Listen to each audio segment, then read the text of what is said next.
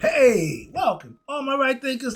Thanks for tuning in and check out your boy P Funk. Thinking right out here in my lab, and I'm in the book. We about to get on some mastery of temperance, and I'm gonna give you temperance and fortitude. If you're a Mason, you know these two concepts, two principles you need to understand. Let's talk about them. Buddhism, 25 rules to live by. Storytelling, story with message. There's always the message in my stories for life. I give you life lessons. You tune in to receive them. I appreciate you. Hope it's working out for you. We got a good thing going. Let's do what we do. Right thinking mission is to enlighten, inspire, educate, and motivate you, the individual, to a higher spiritual level of enlightenment. Right thinking way of life through mental and spiritual discipline. Practice daily will help and guide you to obtain your goal of reaching spiritual enlightenment, aka know thyself or self mastery. My mission, excuse me, that all right thinkers know thyself. If you're a right thinker, your goal is to know thyself. See where we're going with this? Let's get it together. So I ask the question, do you know you? Well, when I get through, that's what I do for you. It's rhetorical, but if you don't have an answer for yourself, tune in. I got you. A person who knows not and knows not that they know not is foolish. Disregard them. Don't be them. A person who knows not and knows that they know not is simple, but you can teach them. That's why I do what I do for you. I appreciate you too. Stay tuned. I got more for you. A person who knows not and believe and think that they know is dangerous, avoid them. I do. A person who knows and knows not that they know is spiritually asleep. I can awaken them. I'm the spiritual alarm clock here to wake you up with knowledge of self. That's what I do for you. A person who knows and knows that they know is wise. Follow them. All these persons reside in you, right? They can know thyself. And to Maya, be true. Let's get this lesson on P Funk's philosophy on mastering temperance and fortitude. And I'm gonna give you the daily schedule of the wisdom spiritual practice. This is a daily breakdown of the time and time you should do for practice daily treatment or daily rituals. Let's talk about first of all temperance. What's temperance? Temperance is controlling of one's sexual urges. A lot of us need this lesson. Okay, pay attention, young fellas. This is important. Abstinence from all indulgence of carnal appetite, meaning sexual pleasures, masturbation, intercourse, abstinence, doing none. And it restrains the intemperance and the voluptuous part within what we call due bounds. You have to be in control of that thing below your waist. The strongest urges we have in human is that sexual desire. And if you don't get that under control, you're gonna have life problems doing things that because of that you're gonna have to deal with the consequences that come behind it because it don't think. This do, that one don't, fellas. But abstinence from wine, alcohol, drugs, and sex should be on the agenda if you're trying to do what's right for you. Those are things that you need to have under control. That's all. Because if you have no control over those things, you're going to have constant problems. So let's talk about mastering your temperance. When the body, once you figure out your body and you don't see it as an object of pleasure, most people think, yeah, okay. But for others, for sexual pleasures or for others as a means to sex enjoyment. Man's fall was when he realized having sex ain't just to reproduce. You can have it for fun. He found out that orgasm, yeah, y'all live for that. Moving on. Once you get past that, and you will if you practice, trust me, it ain't the end all be all. But some people think, man, yeah, been there, done that. I was young. Moving on. So I'm just trying to help you out. All right. But other sensual pleasures, and it's all physical. Man, oh man, if men are trying to men, they can have sexual activity. They can't reproduce nothing. That's all pleasure. Women on women, y'all don't have the pleasures of the flesh for the reproducing. Y'all just having it for the pleasure of sex. Okay, but that don't reproduce nothing. And again, the consequences for that lifestyle is what? Death. Why? You can't reproduce. Moving on, this concept. So again, the pleasures of sexual urges will be reduced when you acquire self-knowledge as to what the true purpose and the use of your body is, a vehicle that would lead the soul to attain its own enlightenment and will be firmly rooted in one's mind. It's all mental. So when food and drugs, including alcohol, are not seen as objects of pleasure, I don't drink, I don't smoke, so I control those dynamics of my personality, of myself. Everybody can't say that, but I concern myself with everybody. I'm concerned with myself with me. Everybody got to concern themselves with themselves. That's what this is about. So, speaking for myself, all right? And you will not be held, you will not hold that, it will not hold interest of your spiritual, if your spiritual aspect, physical stuff don't excite you. And with this understanding, now it'll be clear to you that having control of your sexual urges is to what? Conserve your potential spiritual energy, cerebral spinal fluid, we call it sperm, and the purification of a good diet are necessary daily practices for your spiritual on the spiritual path, which will enable you, the aspirant, right thinker, to now achieve what they call increased spiritual sensitivity. You're becoming wise by what? Putting in effect the things that you're learning that's making you wise and you're experiencing them. So you're acquiring wisdom through experience. That's how. And temperance here, it also implies what? Control over all your lower urges, your lower nature. We call that because it's below the belt. When you're in boxing, you hit below the waist, it's below the belt. That's what called your lower urges. And nothing down there but your genitals. So yeah, that's the problem. You want to get above them. So it means you not indulging in the personal pleasures to the extreme, since these intensify the body and the idea, and with it concepts of individuality, aka your egoism for worldly desires. You want materialistic things and you want pleasures. I gotta live for that. And temperance meaning you have control over that. Wrap this up with, when practiced correctly daily, the conserved energy that energy, now it can be transformed. Instead of it going out, the semen going out, if it can produce life by going out of you, excuse me, semen retention means you storing it inside yourself. Where's it going? Back up to enlighten you and add years to your life. That's what it does. And it's called transform into what we call spiritual energy by directing it through the various energy centers, we call the chakras, in your body, until it finally reaches what? Your third eye center in the intuitive vision, which is this thing right here. Third eye, it sees inside.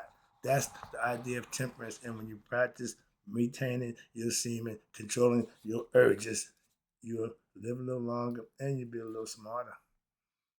I'm just saying. Now let's talk about fortitude right quick. Oh, this is gonna be a quick one.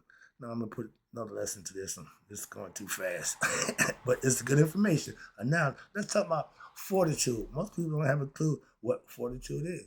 Intestinal fortitude, mean internal. Watch this. The goddess habituates her votaries to undergo those astray and strict ceremonies which their religion obligates them to observe. If you're a Christian, you follow the rituals and the traditions of the Christians. First Sunday, y'all do the ceremonial, what's that? Eucharist, would you eat the blood of Jesus? Okay, that's a ritual. And everybody had their own. Moving on. But fortitude is an important quality that you need to develop within yourself, because it implies that you have the development of what? Preserving your character. You concern yourself with how people see you, so you conduct yourself in a certain manner. That's intestinal fortitude, okay? Not losing your cool. operate and conducting yourself in a respectful manner. You cannot succeed in anything in life if you don't have what? Strength of will and discipline and determination to succeed in your life. A person with bad self-discipline will never be successful. You yourself should develop perseverance. If you want it, stick to it. In the face of any adversity, and your faith in the goddess will provide it. God will make a way where you can't see a way. I agree with 100%. That's from a biblical concept, but I agree with because philosophically we're saying the same thing. So feel that as you practice what? Listening, reflecting upon the teachings, and that Goddess is now drawing ever closer to you now that you are what? Gradually being freed from what? From your ignorance and egoistic ways and resolving your your miseries of life. Once you start doing the right thing, all the negative and the misery will just seem to disappear. Therefore, all the rituals that's associated with worship of the Divine Mother Aset that was practiced in her temples, it must be carried out unceasingly. Meaning what? You got to always be conscious. You got to always be present of mind. I call it being God conscious. Why? It should be carried out unceasingly in order for it to help you, the person, on your own personal spiritual journey. And that's what we're all on. Understand that, please? Thus, every day, everything I give you, everything I instruct you on, everything I enlighten you to, it should be practiced every day. The spiritual disciplines that I give you need to be practiced every day. And it must be practiced regardless every day of the weather, external and even internally, regardless of the whether or not you are feeling good about yourself or bad about yourself. Don't make a difference. You got to hold yourself accountable, whether or not you are rich or poor, wise or ignorant. See where we're going with this, etc. But you yourself personally should practice your spiritual discipline. That's what I call it, and I hold myself to that. That's the Mayat philosophy. Spiritual disciplines that you live by daily, right there, daily, and without fail. This is, they tell you practice this. They ain't saying command you to do it. No, if you want the results, this is the thing that you need to put forth and practice, and it's called self-effort or spiritual disciplines, holding yourself accountable to do what you know to be right. Once you learn it, you have to practice it without fail. And this is the transcendental self. Okay, whoa. Nope. This is the process. I could say something right, which will allow you, the individual, to have your own transcendence, both positive and negative, and for you to discover for yourself the transcendental self. That's everybody's right to find their transcendental self, aka God, the true self that lies in you, that's hidden. You have to find it. So you go in search of what? The true, the identification to knowing who you are. You'll find it in yourself if you follow the rules correctly when daily practice them. Thus, there are some basic, again, requirements for all spiritual programs of life. We call it yoga, some call it religion, but this should be seen as a way of life. Right thing of philosophy is a way of life instead of a task or a job. I love what I do, enlightening and teaching you, but I also love what? Practicing it too. Why? I live by it. That's why. So the focus of your spiritual program should be on daily meditation. Daily meditation. All the other stuff is good. Praying and read, yeah. But if you're not meditating, you're not communing with your higher self, aka God, for yourself. That's where He dwells, in your temple, not made with human hands, in the mind. So meditation, listen, acts to concentrate the mind to what? Mental power. And this in turn will lead you to greater willpower and discipline, self-discipline, because now your mental energy is no longer wasted in searching for fulfillment of desires in the wrong way, aka the flesh and the force of the okay. When your desires are higher, more mental and spiritual, now you're on the right path to what? Oneness with God, knowing thyself. Now let me give you a basic schedule of the wisdom spiritual practices. This is a breakdown of pretty much my daily routine. I've been doing this for a while now, and the times they always start. 10 minutes is a long time when you ain't doing nothing. A lot of us can't do nothing for 10 minutes. So understand that starting baby steps. You can't start out running 100 miles, a 100-yard dash and think that's going to be the fastest. No, you got to work your way up to it, get prepared. So this is the daily schedule of your wisdom spiritual practice. If you want to do what I'm doing, these are the things you need to get involved with on the daily. So I'm going to give you the following on ideal levels of practice. A beginner should start by incorporating any of the spiritual disciplines and live by them in accordance with their time and intensify as desired results. When you start something, start short, start low. And they're using the 10-minute increments. I say that's too long. I say 5. Why? Just to get you the taste. 10 minutes sometimes is too long for somebody to sit idle. So trust me, I'm trying to help you out. So start with 5. They say 10. The first thing I do in the morning, pray. Oh, I thought you even. No, I'm spiritual. I'm talking to God. When I'm praying, I'm doing the talking. I don't spend 10 minutes talking to God. I don't need, this says 10 to 30 minutes. I'm not praying that long. I talk to God telepathically, so I'm not verbally talking. I don't need a half hour of, no. Ain't nothing I can tell God that long, talk that long about in the prayer. So that's my pastor. Now he's a prayer. That's his thing. That ain't my thing. I pray internally, and I'm good with a few minutes. I don't even need 10, but I take that 10 and move it to my meditation time. Simply that I work around situations that benefits me. Again, they say 10 to 30 minutes in the AM and the PM. That means almost an hour of daily prayer. I don't pray for no hour no day. But if you're spiritual, if you're religious, then that may work for you. Okay, moving on. Number 2, exercise. 10 minutes in the AM before study time. That right there. If I'm going to exercise, I'm going to do a half hour on my bike or 5 miles in distance, however I break out. Okay, but that's my daily exercise. I don't use the time thing for that. Nope, I put it my own time to that. I use right here 1 hour, say 1 hour.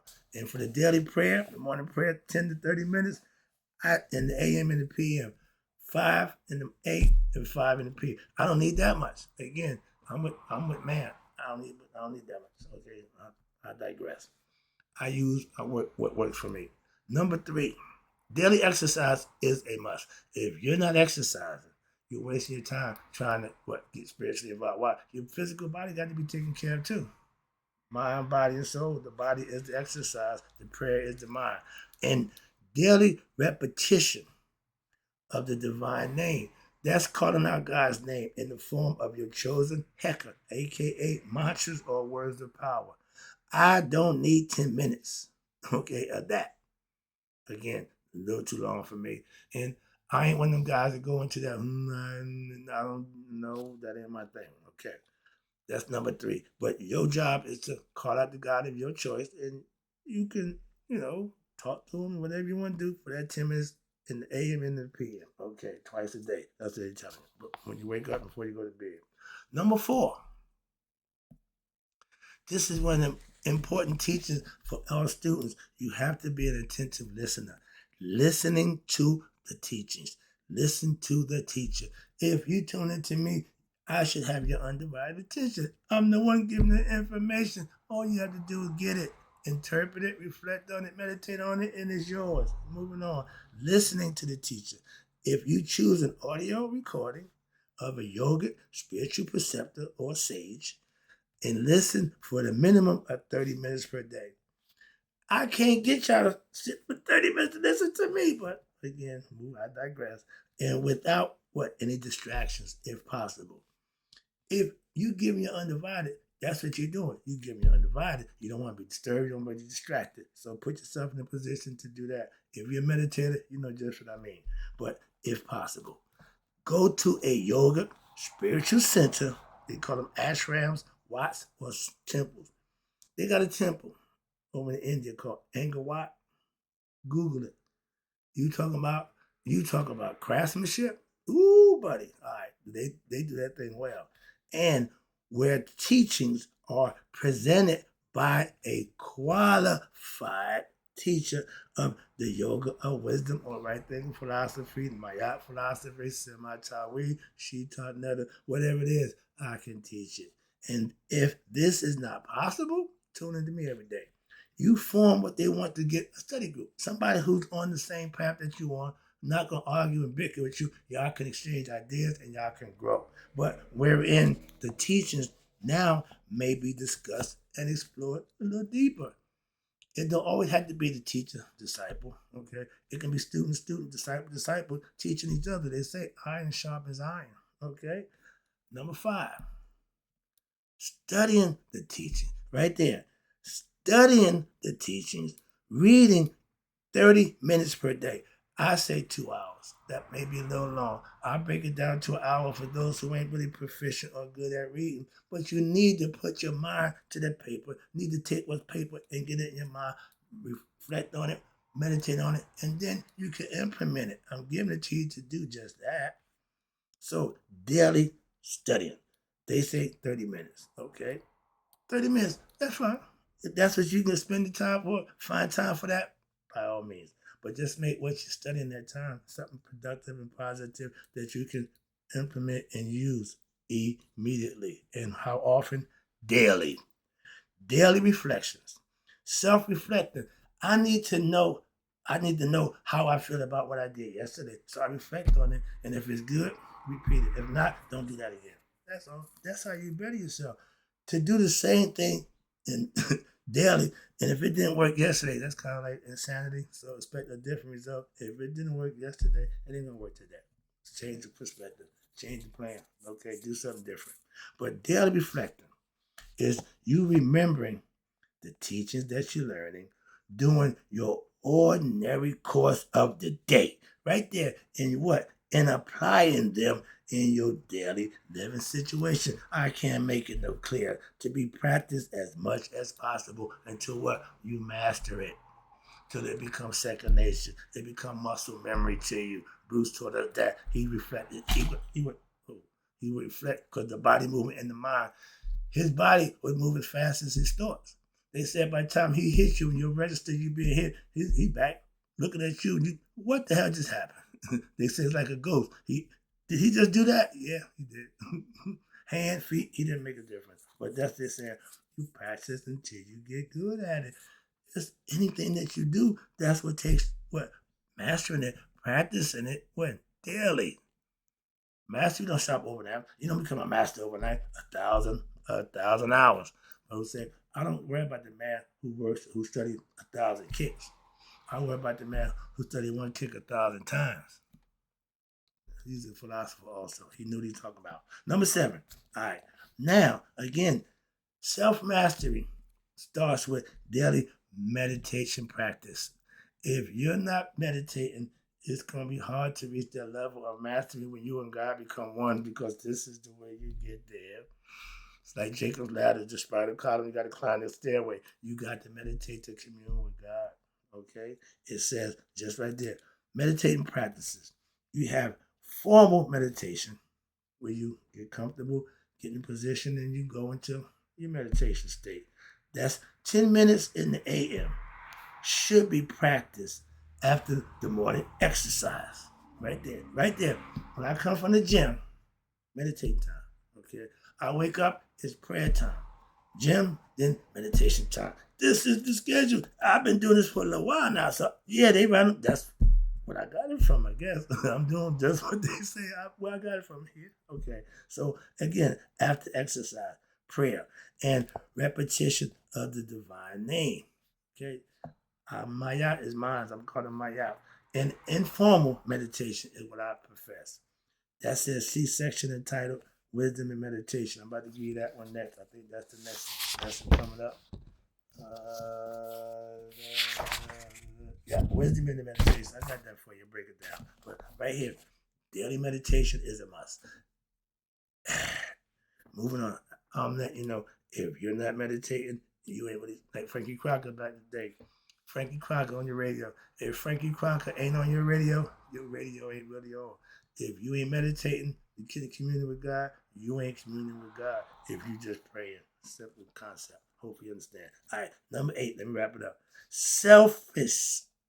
Selfless. Again, selfish is for yourself. Selfless is for others. That's the daily service that you acquire whenever the opportunity presents itself. I want to do something for somebody just because it's the right thing to do. I'm here every day doing that for you. That's what that means, selfish service. I don't ask you for anything.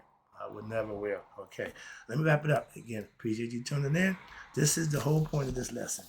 The suggested times I gave above are the minimum amount that you should spend on your daily spiritual practices. Each day, whenever possible, you should, if could, increase the times according to your capacity and your personal ability. You, again, should train your mind so that it rejoices in hearing about and practicing the teachings of your yoga, that your choice, right there in the philosophy, instead of the useless worldly information leads to negative activities. When you follow this path gradually by daily studying, and steadily progressing in the teachings. That's what the teachings are for, to take you along, progress you, to get you in the end, to get the results for yourself. Once you have established your own personal daily schedule and the minimum times that you will devote to these practices, that's all on you. I said my program has been in place for the last over 10 years now. So if you do 10 minutes of daily meditation time, I started out, that was cool. I'm so past that. Yeah, I'm way past that. But you start out, trust me, 10 minutes is a long time when you start out, trust me. And do nothing else. Watch this. Excuse me, 10 minutes, 5 to 10 minutes of meditation time daily. But during that time, do nothing else. You got to give your time, your mind time to free yourself, to do what it does, and God will do his thing. You got to keep the schedule, okay, if at all possible. But many people feel that they do not. First, I ain't got time. If you don't have the time to better you, then what are you doing with your life, period? Simple. So I got an issue with those. I ain't got time. Okay, I'm not arguing. So, but you do not have the time to what? Incorporate even ordinary activities into their lives. Why? Because they feel overwhelmed. This word, I can't stand this word. Okay? If you have knowledge of self, you got self-knowledge, nothing, no situation going to overwhelm you. If you admit and say, I'm overwhelmed, that means I'm giving up. I can't take it. Okay? That's like saying, uncle, I give. Being overwhelmed means throw your hands up. Again, I can't handle it. I don't have that in my vocabulary. I don't use that word. Ain't nothing that's going to happen to me situationally that's going to overwhelm me. I'm just saying, I had to get that out. So they feel overwhelmed with their life. And now they feel, again, how we go with that feeling? Feeling and belief are two bad leaders. They're good servants, but they bad leaders. You should not let your emotion and your belief lead you in life. Please understand that. So they have no control because they feel like they have no control. And if there is no control, if you believe that, it is because there is no self-discipline. I told you, without that discipline, you are going to go the wrong way. I can't. Yeah, no discipline, no discernment. None of these things, the qualities that I keep trying to implement in you, do you exercise? That's why you fail in life. And to me, I ain't the teacher. Life is. You got to live it, you're going to live or die. Simple as that. But when you make a schedule, for all of your activity. You can schedule everything, but you can't make time for yourself. And you don't have no spiritual or no non-spiritual, excuse me.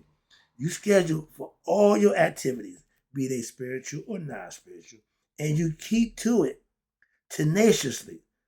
You will discover that you can control your time and even your life. Yeah, with discipline. Yep, yep. If you don't let the focus get carried away with, oh, I want that, I want to do that, I got to do that. No, you start focusing and start concentrating, all that drifts away. That's the ego.